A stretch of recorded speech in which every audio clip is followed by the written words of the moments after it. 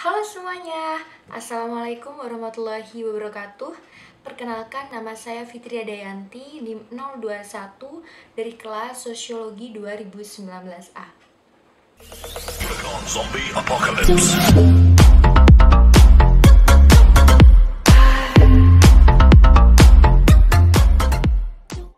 Pada kesempatan ini, di dalam video ini, saya akan menjelaskan mengenai salah satu konsep dari teori kritis yang dikemukakan oleh tokoh dari generasi kedua mazhab Frankfurt, yaitu adalah Jürgen Habermas mengenai konsep ruang publik.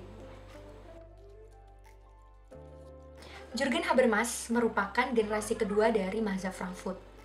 Ia merupakan pemikir sosial yang lahir di Düsseldorf, Jerman pada tanggal 18 Juni tahun 1929. Habermas berasal dari latar belakang keluarga menengah dan cenderung sedikit tradisional. Awal mula bergabungnya Jürgen Habermas pada mazhab Frankfurt diawali dengan masuknya Habermas pada Institut Penelitian Sosial yang ada di Frankfurt pada tahun 1956. Selama bergabung dalam Institut Penelitian Sosial, Habermas menjadi asisten dari seorang peneliti yang cukup menonjol pada saat itu, yakni adalah Theodor Adorno. Sejak bergabung dalam institut tersebut, Habermas mulai menunjukkan orientasi intelektual independennya, yang akhirnya membuat hubungannya tersebut dengan sang pemilik institut penelitian, yakni Max Horkheimer, menjadi terganggu. Habermas mulai menyerukan pemikiran-pemikiran kritis dan tindakan praktis. Namun yang ada, sang pemilik institut penelitian, yakni Max Horkheimer, menjadi takut karena ia merasa pemikiran-pemikiran yang dikemukakan oleh Habermas dapat menjadi ancaman dari keberlangsungan institut yang telah ia bangun tersebut. Hingga akhirnya, Max Horkheimer memutuskan untuk mengeluarkan Jürgen Habermas dari institut tersebut. Dan pada akhirnya, Jürgen Habermas mulai menjadi dosen di salah satu universitas dan mulai melahirkan karya-karya pentingnya terkait dengan penelitian sosial. Sebelum kita memahami teori-teori dan pemikiran-pemikiran yang dikemukakan oleh Jürgen Habermas dan membicarakan pembaharuan yang dilakukannya, maka perlu untuk kita mencari tahu dan memahami terlebih dahulu kebuntuan apa yang dihadapi oleh Max Horkheimer atau generasi pertama dari mazhab Frankfurt.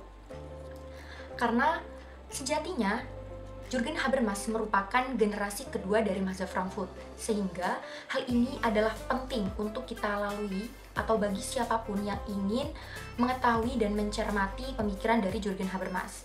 Habermas memandang kegagalan-kegagalan dan kemunduran-kemunduran yang dialami oleh generasi pertama mazhab Frankfurt itu disebabkan oleh pengertian praksis yang dianut oleh generasi pertama, di mana pada generasi awal mazhab Frankfurt itu menurut Jürgen Habermas hanya melihat praksis dalam arti tunggal saja, yaitu kerja. Sedangkan menurut Jürgen Habermas, yang menjadi penting di sini adalah dimensi lain dari praksis, yaitu komunikasi. Jadi menurut Jürgen Habermas, generasi-generasi awal ini mengalami kemunduran karena mereka melupakan arti atau dimensi lain dari praksis, yaitu komunikasi, dan hanya memfokuskan pada praksis kerja saja. Sehingga dalam lingkungan sosial yang terjadi inilah menjadi fokus kajian teori kritis oleh Jürgen Habermas. Dan Jürgen Habermas menempatkan praksis komunikasi dalam fokus kajiannya. Selain itu, menurut Jürgen Habermas, kalau kita hendak menyelesaikan masalah-masalah sosial yang ada atau melakukan emansipasi, maka kita tidak boleh hanya memahami kerja saja, melainkan juga harus memahami komunikasi yang ada. Karena menurut Jürgen Habermas, tujuan komunikasi itu adalah untuk menciptakan suatu konsensus atau kesepakatan yang bebas dari dominasi atau paksaan. Lalu, bagaimana dengan mencapai itu? Jürgen Habermas memberikan jawaban dengan melahirkan konsep mengenai ruang publik. Pemikiran dari Jürgen Habermas. Sejatinya ada 5 konsep utama yang menjadi pemikiran-pemikiran dari Jürgen Habermas, yaitu tindakan komunikasi, klaim validitas, argumentasi, diskursus dan kritik, dan yang terakhir adalah ruang publik. Dimulai dari kritik atas modernitas yang dilakukan oleh Max Horkheimer dengan menuduh positivisme yang melahirkan masyarakat yang rasional dan ideologi sebagai penjaga dari status quo. Sehingga dengan hal ini menjadikan Jürgen Habermas menjadi generasi kedua atau generasi penerus setelah generasi pertama mengalami jalan buntu. Dan pada akhirnya, Jürgen Habermas mengembangkan konsep mengenai teori tindakan komunikatif yang kemudian ia kembangkan hingga akhirnya menimbulkan konsep baru yang disebutnya sebagai teori diskursus. Kemudian teori diskursus ini ia kembangkan lagi menjadi ruang publik. Jadi sejatinya kelima konsep-konsep utama dari pemikiran Jürgen Habermas ini memiliki kaitan satu sama lain, di mana konsep yang telah ia kemukakan sebelumnya menjadi landasan atau pondasi untuk melahirkan konsep atau teori yang baru. Teori diskursus menurut Jürgen Habermas merupakan dasar dari ruang publik. Sebuah ruang terbuka yang menjadi tempat bagi terbentuknya asosiasi-asosiasi sukarela melalui perdebatan rasional dan kritis. Integrasi sosial yang intersubjektif inilah yang menjadi ciri dari ruang publik. Selanjutnya kita memasuki pada pembahasan inti, yakni mengenai konsep ruang publik dari Jürgen Habermas. Ruang publik menurut Jürgen Habermas memiliki arti penting dalam sebuah proses demokrasi. Ruang publik ini merupakan ruang demokratif atau wahana diskursus masyarakat, yang mana warga negara di dalamnya dapat menyampaikan opini-opininya, kepentingan-kepentingannya, dan kebutuhan-kebutuhan mereka secara diskursif. Ruang publik ini merupakan syarat utama atau syarat penting dari sebuah demokrasi. Karena ruang publik ini menjadi tempat untuk warganya menyampaikan kegelisahan-kegelisahan yang mereka alami. Menurut Jürgen Habermas, untuk mempertahankan sebuah kepentingan ekonomi, maka perlu untuk dibentuk forum-forum publik seperti warung kopi, kafe, klub, salon, atau bahkan table societies, di mana pertemuan-pertemuan semacam itulah yang nantinya dapat membentuk basis institusional dari ruang publik.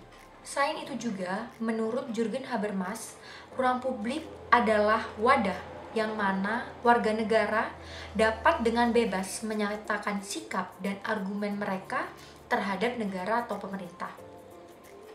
Argumen-argumen yang disampaikan masyarakat kepada pemerintah bisa tentang kebijakan-kebijakan yang ada atau kinerja-kinerja dari pemerintah. Ruang publik menurut Jürgen Habermas bukan hanya merupakan institusi atau sebuah lembaga yang legal, melainkan adalah komunikasi yang terjalin atau yang terjadi pada warga masyarakat itu sendiri. Selain itu, Jürgen Habermas juga menitik beratkan ruang publik yang ada itu harus bersifat terbuka, transparan, bebas, dan tidak ada intervensi dari pemerintah atau otonom di dalamnya. Sehingga ruang publik ini harus mudah diakses oleh semua orang dari publik ini, sehingga dapat terhimpun solidaritas warga untuk melawan mesin-mesin pasar atau kapitalis dan mesin-mesin politik. Asal-usul istilah publik dan ruang publik berakar dari berbagai fase yang terjadi pada histori sebelumnya. Ruang publik ini pertama kali muncul pada abad ke-17 di Eropa, yang dimana kemunculannya berbarengan dengan munculnya kapitalisme. Pada era proto-kapitalisme ini, mulai muncul kelas baru di dalam masyarakat, yaitu kaum borjuis. Awalnya, kaum borjuis atau kelas borjuis ini hanya melakukan usaha perdagangan seperti pada umumnya. Namun, lambat laun mereka mulai melakukan mode produksi kapitalis. Dengan latar belakang ini, ruang publik akhirnya muncul pada era tersebut dan menjadi ruang publik berjuis. Di mana ruang publik berjuis ini berisi atau ditempati oleh kelas-kelas komersial seperti pedagang atau profesional.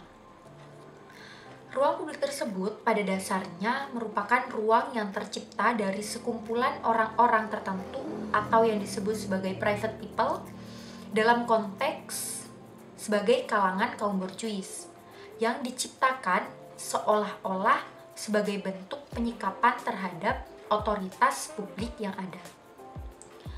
Kepublikan di sini direpresentasikan oleh negara yang mengatur masyarakat, sedangkan keprivaten ini direpresentasikan oleh masyarakat sipil yang otonom. Ruang publik berjuis ini muncul ketika masyarakat sipil atau kaum berjuis mulai melancarkan gugatan-gugatan atau klaim kepada kepublikan negara.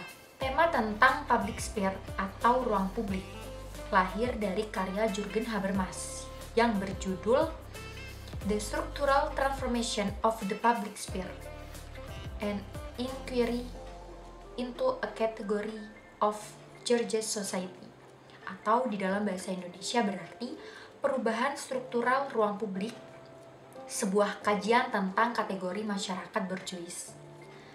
Secara ringkas dapat dikatakan bahwa ada dua tema pokok yang dikemukakan oleh Jürgen Habermas di dalam karyanya tersebut.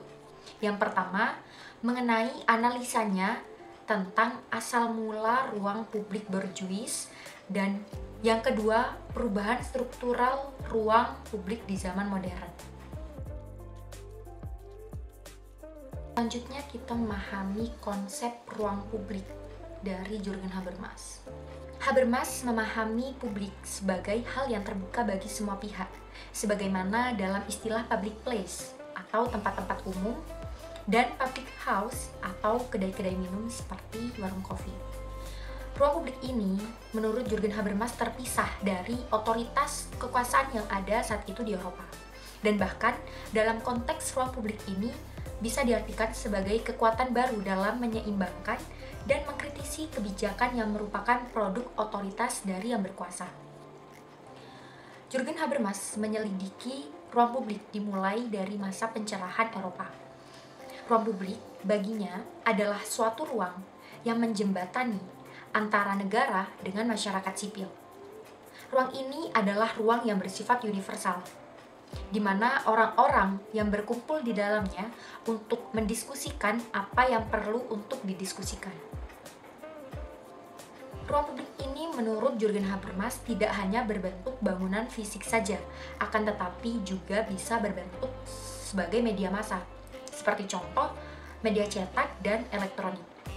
Ruang publik ini dapat digunakan untuk berkumpul, berdiskusi, dan berekspresi secara bebas dalam melayani kepentingan-kepentingan umum, termasuk untuk bisnis, birokrasi, politik, dan lain sebagainya. Maka dari itu, ruang publik politik yang ada di dalamnya membahas ruang diskusi tentang politik dengan objek aktivitas negara. Semisal, kebijakan-kebijakan yang ada di dalam negara atau membicarai dan mendiskusikan tentang pemerintahan-pemerintahan yang ada. Menurut Jürgen Habermas, negara sebagai pemilik otoritas, kebijakan, dan pelaksana ruang publik politik memiliki tugas untuk mensejahterakan rakyatnya melalui sistem demokrasi.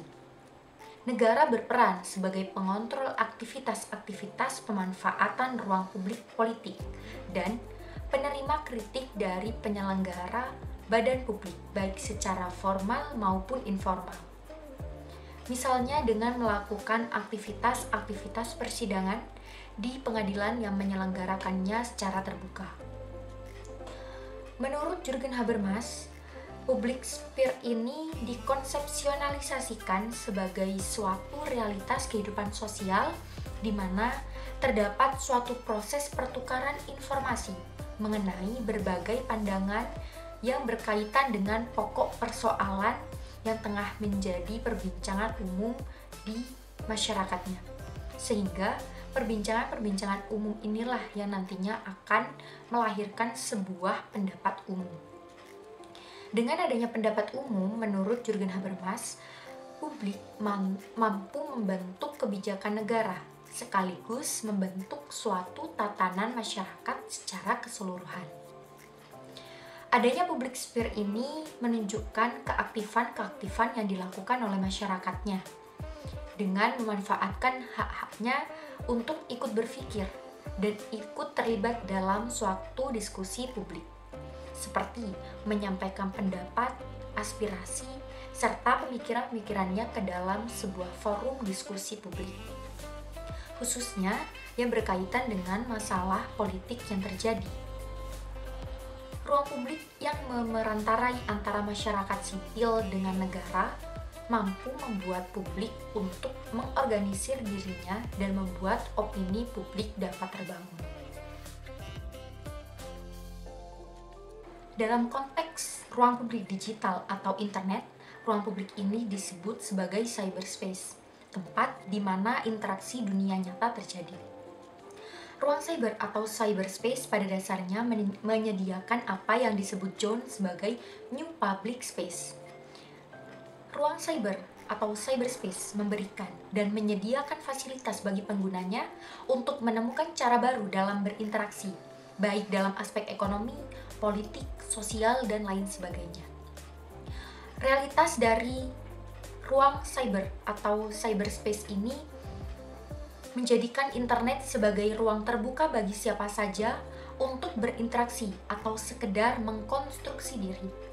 Namun, di dalam hari ini, perlu ditegaskan bahwa apa yang disebut sebagai public space tidak serta-merta sama dengan apa yang disebut sebagai public sphere. Sebagaimana yang dimaksud oleh Jürgen Habermas, yang mana internet ini bisa dikatakan hanya sebagai medium yang bisa digunakan untuk diskusi atau debat politik, pertukaran ide maupun gagasan, hingga membangun wacana sebagai jawaban terhadap realitas politik. Bagi Jürgen Habermas sendiri, keberadaan internet telah memperluas sekaligus memfragmentasikan konteks komunikasi internet, yang dimana dapat membangun komunikasi yang non-formal.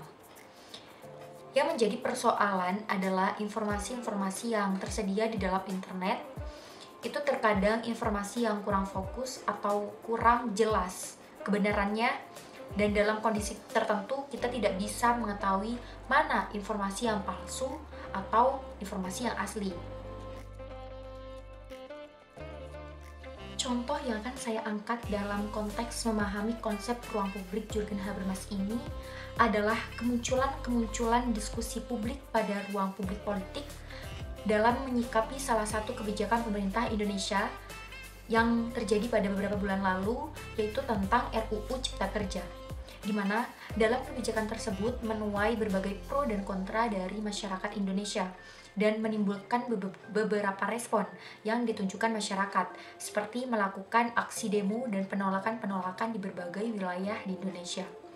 Dengan adanya kebijakan RUU Cipta Kerja ini menimbulkan dan memunculkan banyak diskusi-diskusi publik yang diwarnai dengan banyaknya kemunculan ruang-ruang diskusi publik politik seperti critical class, webinar, forum-forum kajian, atau grup-grup diskusi yang membahas permasalahan terkait RUU Cipta Kerja ini. Selain itu, berbagai platform media sosial juga bermunculan yang mana di dalamnya membahas mengenai isu-isu terkait RUU Cipta Kerja, seperti platform media sosial Instagram, Twitter, Facebook, dan lain sebagainya. Di mana platform ini dijadikan sebagai ruang bagi masyarakat untuk melakukan diskusi terkait permasalahan kebijakan RUU Cipta Kerja. Di dalam diskusi ini tentu saja tidak lagi memandang status bagi orang-orang yang terlibat di dalamnya, baik itu mahasiswa, buruh, guru, atau profesi lainnya, mampu dengan bebas atau dapat dengan bebas melakukan diskusi dan menyampaikan aspirasi mereka atau mengkritik permasalahan yang ada. Di dalam diskusi ini bersifat bebas, transparan, dan terbuka bagi siapapun yang ingin terlibat di dalamnya dan membahas isu-isu terkait dengan RUU Cipta Kerja. Maka dari itu, grup-grup atau diskusi maupun forum perbincangan publik maupun aksi-aksi yang ditunjukkan oleh masyarakat sebagai respon dari kebijakan pemerintah dalam RUU Cipta Kerja merupakan salah satu perwujudan dari ruang publik di era internet saat ini. Sebagai pengganti dari ruang baca, warung-warung kopi, tempat-tempat dan lainnya yang sebagaimana telah diilustrasikan oleh Jürgen Habermas dalam konsep ruang publiknya. Melalui pendekatan yang kultural, ruang publik internet atau virtual sphere ini memberikan atau melahirkan budaya baru dalam proses demokratisasi. Tidak lagi ada batasan antara kaum yang beruang maupun kaum yang tidak beruang. Batasan-batasan gender, baik perempuan maupun laki-laki juga menjadi kabur di dalamnya. Dan siapa saja yang telah melibatkan dirinya di dalam debat intelektual ini dapat secara bebas menuangkan aspirasi mereka. Sekian mengenai penjelasan konsep dari ruang publik Jürgen Habermas. Kurang lebihnya saya mohon maaf. Wassalamualaikum warahmatullahi wabarakatuh.